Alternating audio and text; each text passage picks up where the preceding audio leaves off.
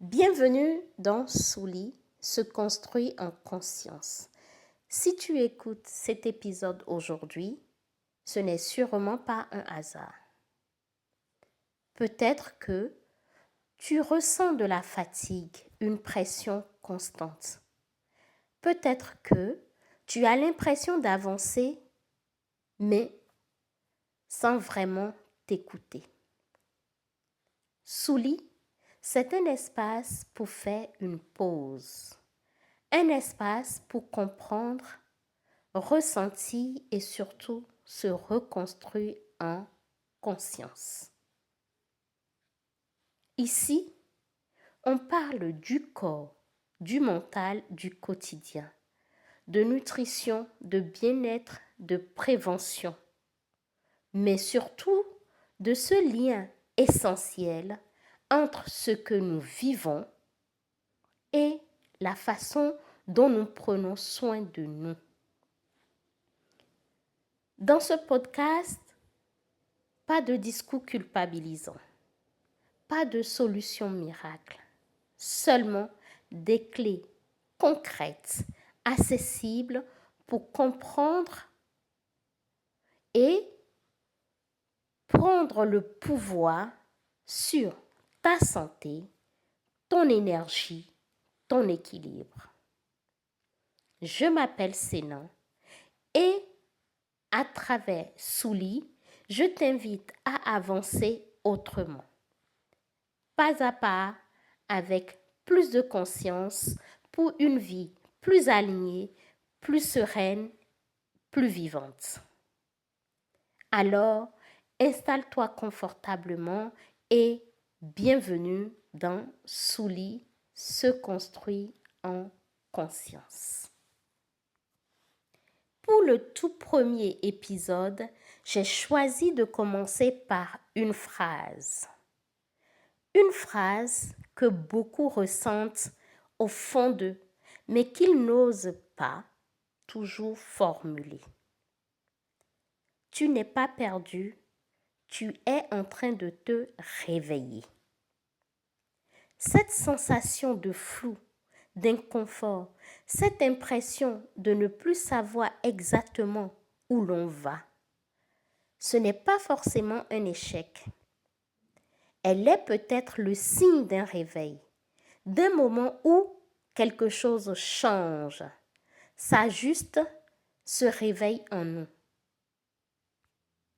Dans la première partie de cet épisode, et d'ailleurs comme pour toutes les séries à venir, je prendrai un temps seul avec toi pour poser les mots sur cette phase de transition, comprendre ce qu'elle signifie, pourquoi elle peut bousculer le corps, le mental, le quotidien et comment l'accueillir avec plus de conscience et de douceur. Puis, dans une deuxième partie, je recevrai des invités qui partageront leur expérience personnelle de ce réveil, ce moment où l'on ne se reconnaît plus tout à fait, mais où l'on commence justement à se retrouver. Ce podcast n'est pas là pour donner des réponses toutes faites, mais pour ouvrir des espaces de compréhension, de résonance et de transformation. Alors, prends ce temps pour toi et entrons ensemble dans ce premier épisode de Souli se construit en conscience. Il y a des moments dans la vie où tout semble flou. Tu continues d'avancer. Tu fais ce qu'il faut. Mais à l'intérieur, quelque chose ne suit plus vraiment. Ce qui te convenait avant ne te convient plus. Ce qui te motivait ne te porte plus. Et surtout, on met un mot là-dessus. Je suis perdu. Pourtant, si on prend un instant pour écouter ce qui se joue réellement, ce moment n'est pas toujours une perte. C'est peut-être un réveil. Se réveiller, ce n'est pas forcément devenir quelqu'un d'autre. C'est commencer à ressentir plus finement, à remarquer que ton corps parle, que ton énergie fluctue, que ton mental est parfois saturé. Ce réveil arrive souvent quand on a longtemps fonctionné en mode automatique. Travail, responsabilité, attente extérieure, rythme imposé, performance constante. À force, le corps s'adapte jusqu'au jour où il ne peut plus faire semblant. La fatigue s'installe, le sommeil devient moins réparateur, l'alimentation ne nourrit plus vraiment, le stress devient permanent. Et au lieu d'y voir un message, on se dit qu'on doit tenir, faire encore un effort ou retrouver la personne qu'on était avant. Mais si cet avant n'était plus aligné, le réveil, c'est ce moment précis où ton corps et ton esprit te demandent autre chose. Plus d'écoute, plus de cohérence, plus de conscience. Ce n'est pas un échec, c'est une transition. Et toute transition comporte de l'inconfort parce qu'on quitte un connu qui ne nous convient plus sans encore savoir à quoi ressemblera la suite. Dans cette phase, il n'y a rien à réparer en toi. Il y a simplement quelque chose à comprendre. Comprendre que ralenti n'est pas abandonner. Comprendre que s'écouter n'est pas être faible. Comprendre que prendre soin de soi n'est pas un luxe, mais une base. Se construire en conscience, c'est accepter de ne plus avancer contre soi. C'est comprendre et apprendre à faire équipe avec son corps, avec son rythme, avec ses besoins réels.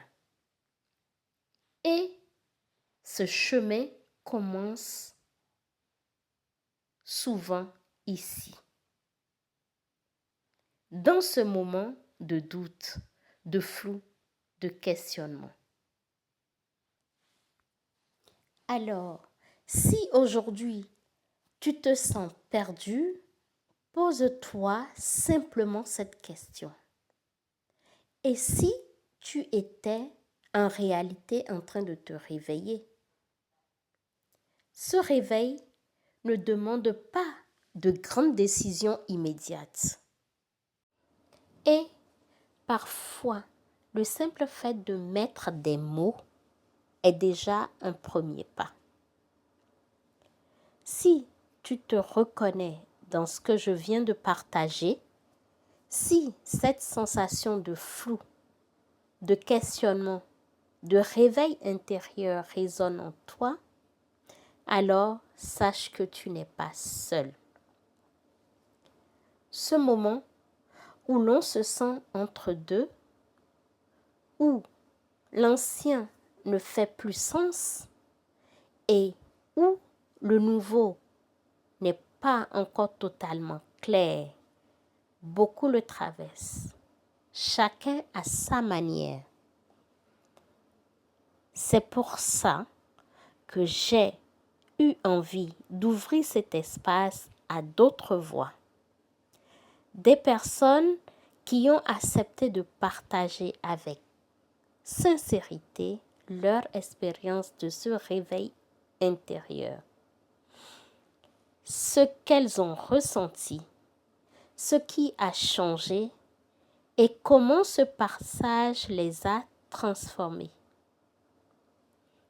Je te propose maintenant d'écouter leurs témoignages, des récits vrais, humains, qui, j'espère, feront écho à ton propre chemin. Bonjour ProBlack. Je te remercie d'avoir répondu favorablement à notre invitation. Je te laisse te présenter en 2 mots. Oui, comme je le disais, je suis Souro Gauthier d'Aguamenou, je suis issu de l'enclos colonial qu'on appelle le Bénin. Merci, madame, de m'avoir invité sur votre podcast. Est-il arrivé un moment de ton parcours où tu t'es senti perdu? Oui, oui, vraiment. Il y a eu une période de ma vie, oui, où je me sentais clairement perdu. Oui, pas perdu au sens je ne fais rien, mais perdu intérieurement. Parce que j'avançais, j'étudiais, je travaillais, je lançais des choses, mais sans comprendre profondément pourquoi, pour qui je lançais, je le faisais, ni au service de quoi, en fait, devrais-je mettre mon énergie. Donc, voilà un peu, et voilà un peu.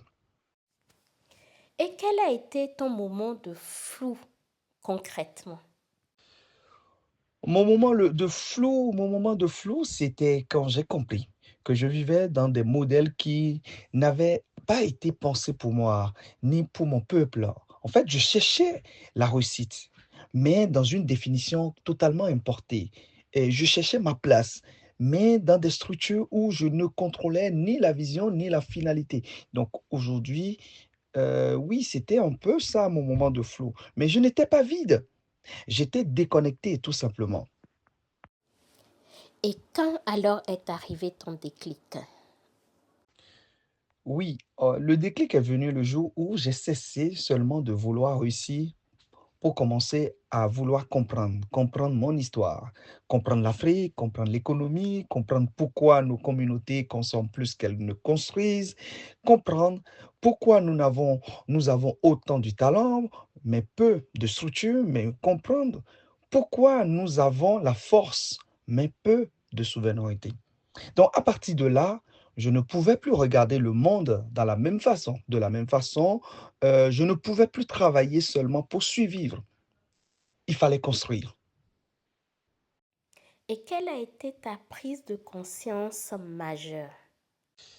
Bon, là, madame, la prise de conscience majeure, c'est celle-ci en fait. Quand je le dis souvent, je dis le plus grand danger pour un peuple, ce n'est pas sa pauvreté, ce n'est pas la pauvreté, c'est l'absence de vision collective. Quand tu n'as pas de vision, tu poursuis celle des autres. Quand tu n'as pas de structure, tu renforces celle des autres également. Quand tu ne connais pas ton histoire, tu deviens un outil dans le système, dans l'histoire des autres, tu deviens un outil. Donc, c'est à ce moment que je compris, en fait, que ce que beaucoup appellent être perdu est souvent en réalité le début d'un réveil. En fait, un réveil qui dérange, un réveil qui parfois isole et un réveil qui peut obliger à désapprendre, à se reconstruire, à porter quelque chose de plus grand que soi.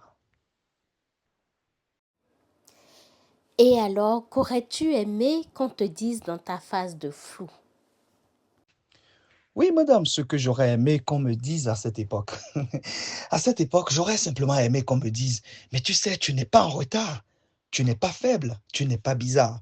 Tu es juste en train de sortir, de te sortir en quelque sorte d'un conditionnement. Et ça fait mal. D'accord. Et quel conseil pourrais-tu donner à un ou une jeune, particulièrement afrodescendante ou afrodescendant, qui serait dans cette phase actuellement? Ouais, des conseils si gênés pour des jeunes afro-descendants qui se sentent perdus aujourd'hui.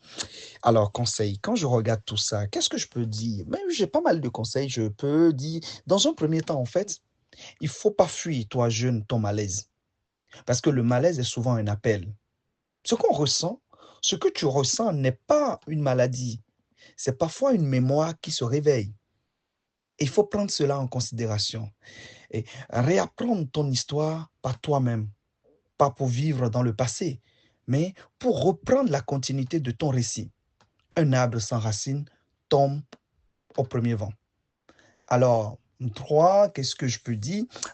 Forme-toi économiquement et stratégiquement.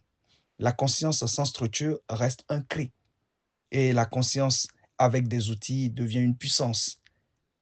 Heu, Aussi, je pourrais dire, toi jeune, entoure-toi de bâtisseurs, pas seulement des plaignants. La colère peut éveiller, il faut le savoir, mais la seule chose qui libère, c'est l'organisation. Et aussi, je peux dire de commencer petit, mais commence juste. Un projet aligné vaut mieux qu'un grand rêve vide. Ce n'est pas la taille qui compte, mais c'est la direction que tu donnes à tes projets. Donc voilà un peu ce que je pourrais dire. Oui, j'en ai entendu ces choses-là aussi par l'intermédiaire de quelques mentors, mais qui font qu'aujourd'hui, oui, je je suis debout et que peu importe ce que je peux, braver comme vents et marées, je suis debout. Et ton mot de fin alors? Eh bien, clairement, en mot de fin, je vous dirais simplement, mesdames et tous les afro-descendants, jeunes en papy, peu importe l'âge, il y a pas d'âge pour ça et que si on se sent perdu aujourd'hui, il est possible que, qu'on soit pas en train de chuter, en fait. Mais nous sommes en train de changer d'altitude, vous voyez? Et quand on change d'altitude, on traverse toujours une zone de turbulence. Donc, prenons les choses comme ça et que les bénédictions soient. Atché, atché, atché. Et sans transition, je me retourne vers notre doyen, Dr Tano. Dr Tano, bonjour. Alors, racontez-nous, vous aussi, vos moments de turbulence, comme vient de nous dire ProBlack. Quels a été vos moments de turbulence? Merci.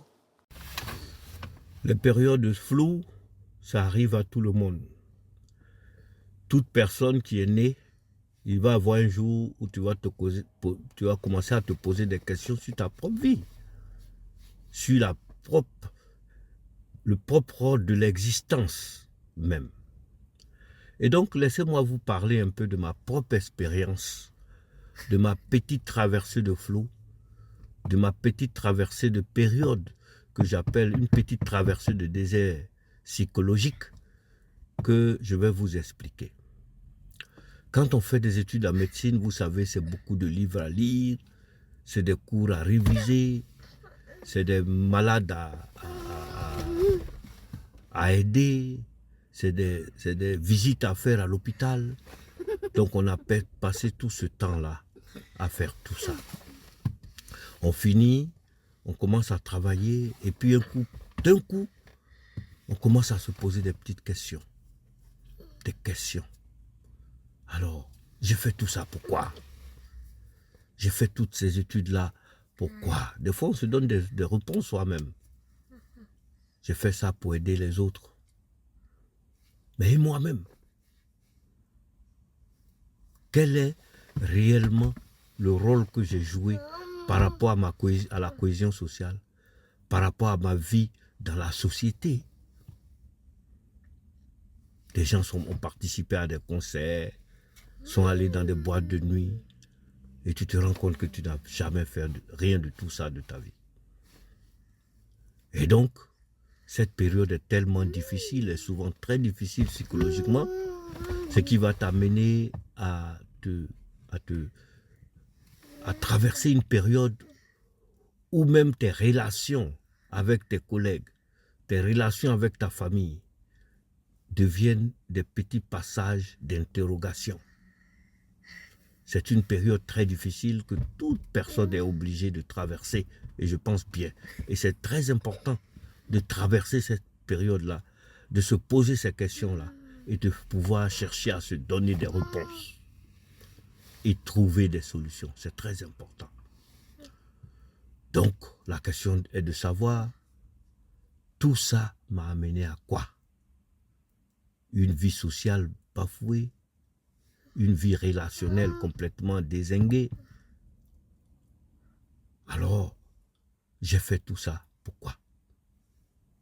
Et c'était une période que quand vous la traversez, ça peut durer un bon bout de temps, où vous êtes passé des périodes vides qui va impacter même votre relation dans le couple, qui va impacter votre relation même dans la société, parce que c'est comme un flash qui vous apparaît dans la tête et ça vous permet, ça vous entraîne dans une période de vide. Et ce vide-là peut impacter toute votre vie dans cette période-là. Voilà mon expérience, ma traversée, le questionnement et la recherche de la solution devient fondamentale. Et cette solution, des fois, vous vous apportez la solution vous-même, mais des fois, vous avez besoin d'un push, d'une main, d'une parole pour vous permettre de redonner à votre existence même une signification. Donc voilà ce que je voulais vous partager dans ce premier podcast, et je vous invite à participer parce que beaucoup d'expériences vont arriver. Ok, doyen. Auriez-vous quelques conseils pour la jeunesse afrodescendante aussi? C'est vrai, un problème peut se poser dans la recherche de la main qui va vous permettre de passer ce déclic-là. C'est ça qui est plus important. Il faut pouvoir trouver la meilleure main, la meilleure information, la petite parole qui va vous permettre de vous comprendre vous-même. La petite main, ça peut être du père, de la mère, d'une tante, d'un ami, d'une personne qui peut vous permettre de suivre un podcast et qui vont pouvoir permettre de résoudre vos problèmes. Et donc, nous sommes là pour vous aider à traverser ces périodes de flou-là. C'est pourquoi il ne faut pas hésiter à prendre contact, à chercher, pour que la meilleure main puisse vous remettre sur les rails. Encore un grand merci à vous, ProBlack et Dr. Tano. Et toi, auditeur qui nous écoute, avant de nous quitter, je te propose un court instant pour toi. Là où tu es, prends une seconde pour t'arrêter. Si tu le peux, ferme doucement les yeux. Inspire lentement par le nez. Puis, expire par la bouche sans forcer. Pose-toi simplement cette question sans chercher de réponse immédiate. Qu'est-ce qui en moi est en train de se réveiller? Accueille ce qui vient.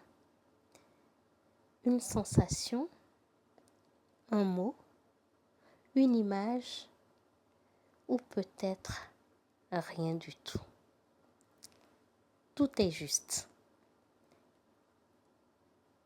Prends une dernière respiration profonde et quand tu es prêt ou prête, rouvre les yeux. Souviens-toi, tu n'es pas perdu, tu es en train de te réveiller. Si cet épisode a résonné en toi, je t'invite à t'abonner au podcast Sully et à le partager avec quelqu'un qui traverse peut-être lui aussi ce moment de réveil. On se retrouve très bientôt pour continuer à se construire en conscience.